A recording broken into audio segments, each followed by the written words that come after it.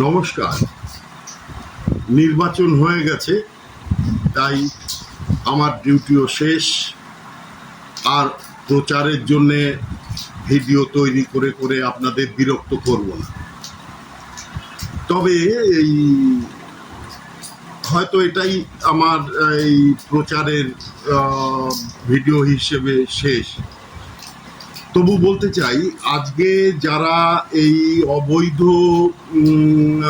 Construction ভাঙা নিয়ে যারা আপনাদের উস্কাচ্ছে, আপনারা তাদের ওই উস্কিয়ে দিয়ে যে ঠান্ডা ঘরে বসে রঙিন জল খাবে আর টিভিতে দেখবে আপনারা পুলিশের লাঠি পেটা খাচ্ছেন, এই সুযোগটা তাদের দেবেন না। আপনারা এদের আটকে রাখুন, এদের বলুন আপনারা সামনে থাকুন। সেনাপতি যেমন সেনাদলের সামনে থেকে যুদ্ধ পরিচালনা করে, আপনারা আন্দোলন সেইভাবে পরিচালনা করুন। দেখুন সব ফুটে যাবে, এরা কেউ থাকবে না আপনার ধারে কাছে, একদম গ্যারান্টি। আজকে বিকাশ বাবু আর ওই যে কি শতরূপ, তারপরে কি ইস্পিতা, কাউকে খুঁজে পাবেন না। শুধু ধরে সামনে রাখুন যে আপনারা সামনে থেকে এই আন্দোলন পরিচালনা করুন। পুলিশের একটা লাঠি যদি এদের গায়ে পড়ে, এরা বাপের জন্মে আর আপনাদের উস্কাতে আসবে না। আমার কথাটা একবার বিবেচনা করুন আপনার বিবেক দিয়ে, এবং তারপরে দেখুন। আজকে নির্দিষ্ট কোনো একটা রাজনৈতিক দলের কিছু লোক যারা অবৈধভাবে বিভিন্ন জায়গায় দখলদারি করে বেআইনিভাবে বসে আজকে তারা তাদের ব্যবসা চালাচ্ছে, বা বেআইনি স্থানে সরকারি জমি বা পুকুর বুঝিয়ে বেআইনিভাবে বিনা প্ল্যানে বিভিন্ন ইমারত খাড়া করে সেটাকে বিক্রি করছে আপনার আমার মতন সাধারণ মানুষের কাছে, যাদের টাকাগুলো ভবিষ্যতে জলে।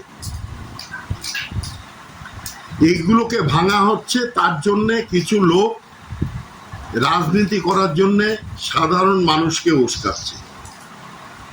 এরা দেখুন মাত্র 15 বছরে এই যে আমাদের নিউ টাউনের যে অদিতি মুন্সি, এ 100 কোটি টাকার মালিক কি করে হলো? কি ব্যবসা ছিল এর? তার জন্যে বিকাশ বাবু একদম উতলা হয়ে চলে গেছেন। উনি বলছেন কি আমার পেশা এটা। আরে আপনার পেশা কি নেশা সেটা বিষয় না। আপনার বিবেক কি একবারও বলছে না যে সাধারণ মানুষের টাকা মেরেছে, একে সহযোগিতা করব না? এরা কেমন জানেন? এরা ওই কাসবের পক্ষ হয়েও পয়সার জন্যে এরা ওকালতি করতে দাঁড়িয়ে যায় দেশের বিরুদ্ধে। কি বলবো, মাত্র কয়দিন হয়েছে, এখনো নতুন সরকার চেয়ারের ধুলো পরিষ্কার করে বসতে পারেনি, তার মধ্যেই তাদের সম্পর্কে নানান রকম মন্তব্য। এদেরকে সামনে আনুন, এদের সামনে রেখে বলুন আপনারা সামনে থেকে আন্দোলনটা পরিচালনা করুন। দেখুন সব বোভা সব ফুটে যাবে, কাউকে পাবেন না। এরা সব নিজের স্বার্থ দেখে, নিজের স্বার্থের বাইরে এরা এক পা নড়ে না। আজকে আমাদের হাবড়াতেও দেখলাম, হাবড়ার যে নবনির্বাচিত বিধায়ক, উনি নিজে উপস্থিত হয়ে পদ্মার চরে যে বেআইনি নির্মাণ হচ্ছিল সেটাকে আটকে দিলেন। এর আগে আমরা দেখিনি।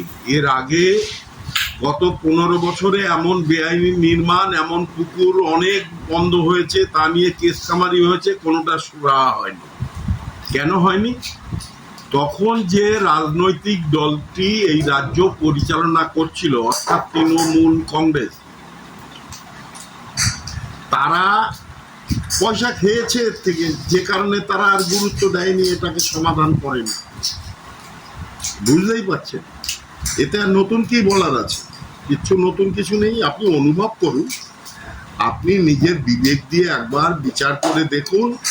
আর এই যে শয়তানরা যারা আপনার আমার পরিবারের লোককে উস্কে দিচ্ছে, দিয়ে নিজে কেটে পড়ে ঠান্ডা ঘরে বসে ঠান্ডা বরফ দিয়ে সেবন করছে আর টিভিতে দেখছে আপনি আর আমার পরিবারের লোক পুলিশের মার খাচ্ছে, এরা তখন আবার প্ল্যান করছে যে পরবর্তীকে কিভাবে উস্কানো যায়।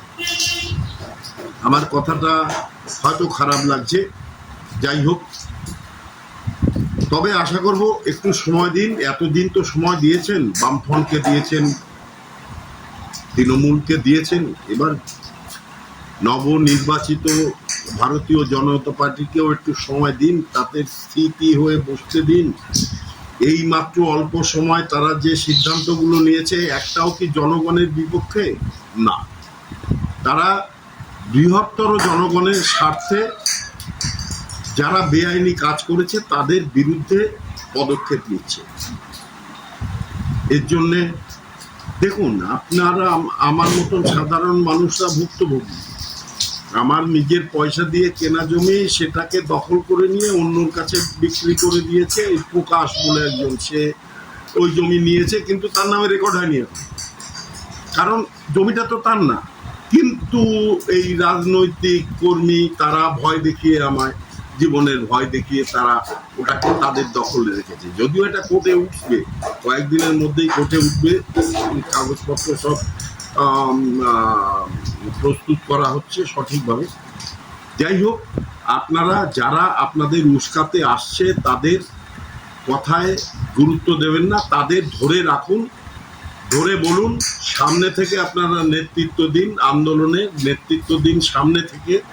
পুলিশের লাঠি পড়লে আপনারা প্রথম ফেস করুন, দেখুন কাউকে খুঁজে পাবেন। আমার কথাটা একবার মিলিয়ে নেবেন। ধন্যবাদ, নমস্কার, ভারত মাতা কি জয়, জয় শ্রীরাম।